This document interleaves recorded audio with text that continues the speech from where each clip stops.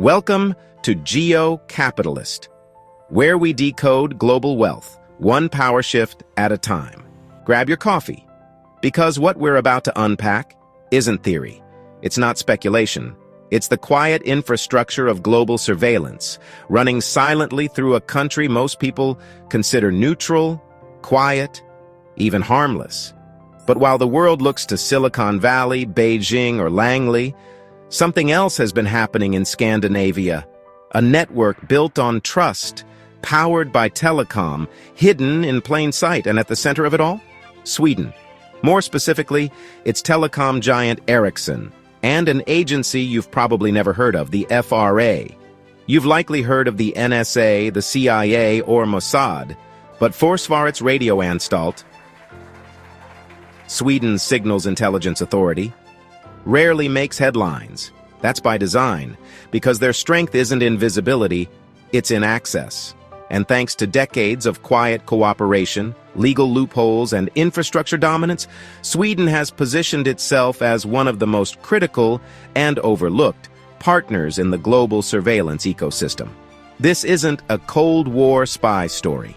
It's the foundation of how modern digital power works. So today, we're going beneath the surface to unpack how Sweden quietly helped build the world's most powerful surveillance network, and why almost no one is talking about it. Before we dive in, don't forget to subscribe. Your support helps us stay independent, global, and grounded in the facts. Let's get into it. It didn't start with a scandal. It started with silence. A quiet agency with a long name, Försvarets radioanstalt, or FRA. Established after World War II and operating under Sweden's Ministry of Defense, the FRA isn't technically a secret, but its activities are kept just shy of visibility. Their job, signals intelligence, not physical espionage, not field operatives, but tapping, filtering, and analyzing digital communications flowing through Sweden's vast telecom arteries. What makes the FRA so powerful isn't their size or budget, it's their position. Sweden is geographically perched between the West and Russia, the Arctic and the Baltics, and its digital infrastructure reflects that. For decades, the FRA has been quietly harvesting cross-border data, legally, through submarine cables and satellite signals that pass through Swedish territory. And while many assume Sweden's neutrality kept it on the sidelines of global surveillance, the truth is almost the opposite. According to leaked documents from Edward Snowden, the FRA is one of the NSA's closest partners, even participating in advanced cyber operations under joint programs like Winterlight and Quantum. It's a reminder that influence doesn't always wear a badge or fly a flag. Sometimes it just plugs into the network and listens. Here's where it gets interesting. Because the FRA isn't tapping into some rogue satellite feed or backroom network, much of its power comes from something hiding in plain sight. Ericsson. One of the world's oldest and largest telecom companies, Ericsson provides critical mobile and broadband infrastructure in over 180 countries. That means Ericsson doesn't just make hardware, it maintains and operates the invisible highways of global communication. From Africa to South America, Southeast Asia to Eastern Europe, Ericsson's routers, base stations, and software run silently in the background of billions of digital conversations. And when a Swedish intelligence agency needs access, not necessarily to content, but to metadata, routing logs, and network flow, it doesn't have to look far.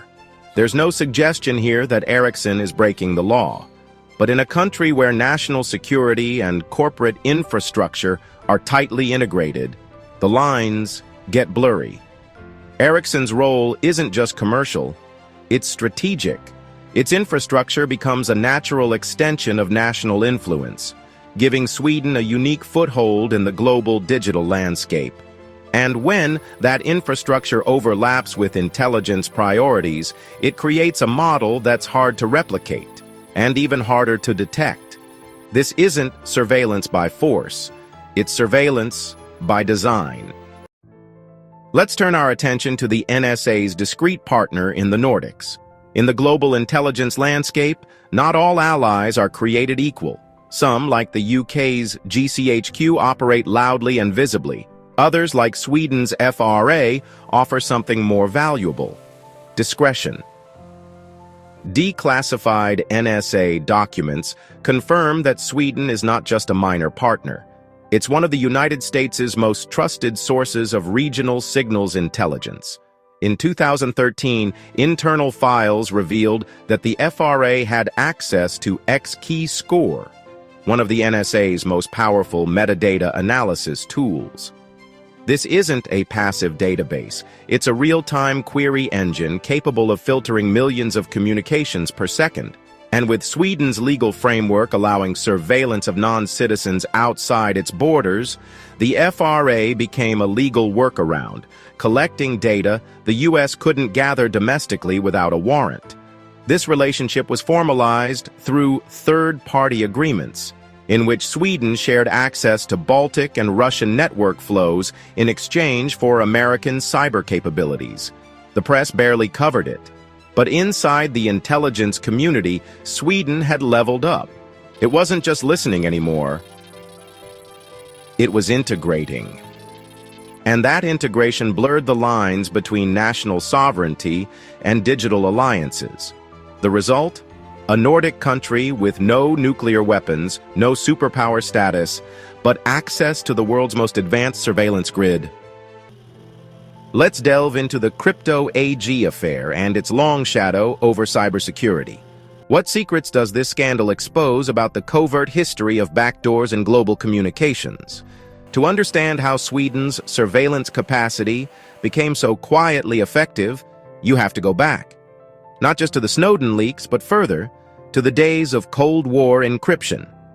In the mid-20th century, a Swiss company named Crypto AG sold encryption machines to over 120 countries. What no one knew, for decades, was that Crypto AG was secretly owned by the CIA and the German BND. The machines came preloaded with backdoors. Governments thought they were securing their secrets. In reality, they were sending them directly to Langley and Berlin. Now, here's the twist. Crypto AG wasn't built in Sweden, but several of its key technologies, including cipher components and maintenance systems, were designed by Nordic subcontractors, including entities tied to Ericsson. Sweden, in other words, has long played a supporting role in the quiet theater of global surveillance. And while there's no proven link between Crypto AG's backdoors and Sweden's modern intelligence programs, the legacy remains. It's not about specific scandals, it's about infrastructure, trust, and proximity. When you build the tools, or maintain the networks, you don't need to spy in the traditional sense, you just need to listen carefully. And Sweden has had its ears open for a long time. Surveillance today isn't just covert, it's becoming a sovereign mandate. But when transparency takes a back seat, who's really pulling the strings? What makes Sweden's model so effective and so difficult to challenge is that it's built on legal sovereignty, not covert force. Unlike the intelligence scandals that erupt from unauthorized hacking or unlawful tapping, Sweden's surveillance apparatus operates through formal law. In 2009, the FRA law was passed, allowing Swedish authorities to monitor all cross-border digital communications for national security purposes with court approval. At the time, it was controversial. Protesters filled Stockholm's streets, citing civil liberties, but over time, the law normalized. And in practice, it gave the FRA unprecedented access to the Internet's backbone. Here's why that matters. The majority of digital traffic between Russia and the West flows through Scandinavian submarine cables, many of them maintained by or accessible through Swedish infrastructure. That means even foreign governments using encrypted apps or private servers may still be routing data through nodes physically located in Sweden. Legally, that gives the FRA the right to process and store it, not indefinitely, but long enough to analyze, flag, or share with partners like the NSA. This isn't hacking, it's jurisdictional capture. And in the age of cloud computing and global platforms, sovereignty isn't just about borders. It's about cables, towers, and legal frameworks. Sweden figured that out early. Now let's dive into Ericsson and its strategic influence through infrastructure diplomacy. Ericsson's role in this global ecosystem isn't just technical, it's diplomatic. Unlike Huawei, which drew fire from US and European governments over alleged ties to Chinese intelligence, Ericsson has largely escaped geopolitical scrutiny.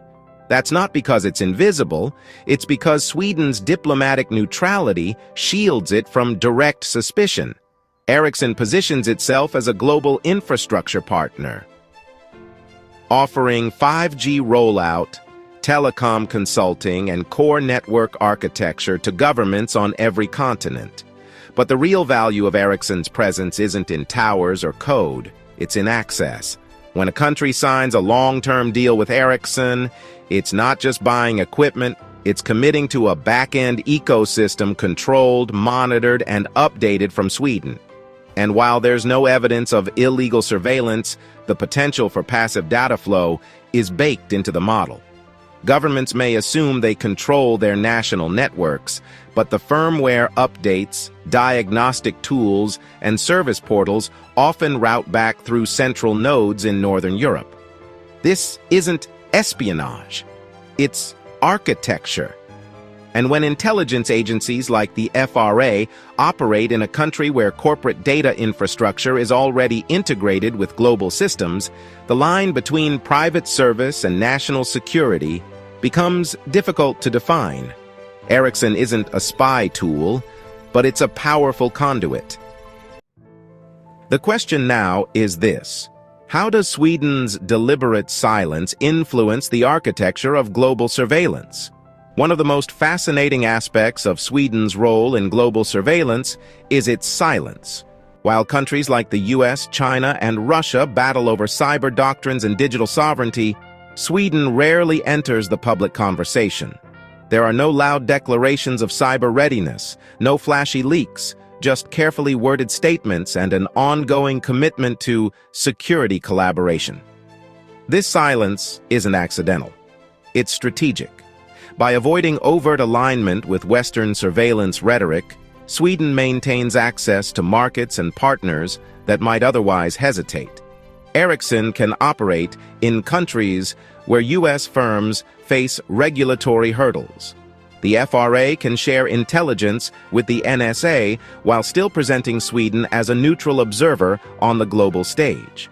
And that silence creates space. Space to maneuver diplomatically, space to innovate technologically, and space to maintain relationships that would collapse under too much scrutiny.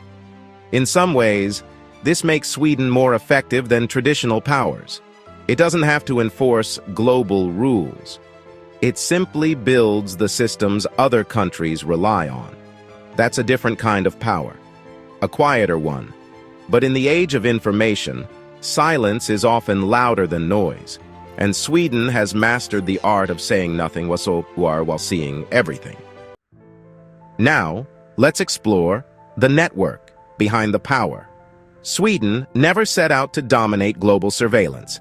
It didn't build nuclear weapons or lead military coalitions, but through a combination of geography, corporate influence, and quiet legal architecture, it embedded itself into the digital bloodstream of the modern world. Ericsson's reach, the FRA's intelligence, and Sweden's neutral diplomatic posture form a triangle of influence few nations can match. It's not about control in the traditional sense, it's about presence. Being so embedded in the infrastructure of communication that exclusion becomes impossible. When cables route through your territory, when telecoms rely on your software, and when data passes through your switches, you don't need permission to see what's happening. You're already watching, and that's what makes Sweden's role so powerful. It's not about aggression, it's about inevitability. While other nations fight for surveillance dominance through sanctions, espionage, or regulation, Sweden simply designed the network and let the world use it. That's not espionage, that's engineering. And it's a reminder that in today's multipolar world, power doesn't always come from headlines or armies. Sometimes it comes from who built the system and who holds the keys. And in the case of global digital surveillance, those keys may just be stamped, "Made in Sweden." So now you know.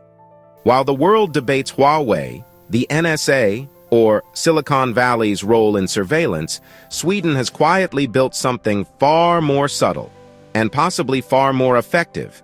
It didn't make the headlines, it didn't trigger sanctions, but it created the digital pathways that intelligence now travels through every day.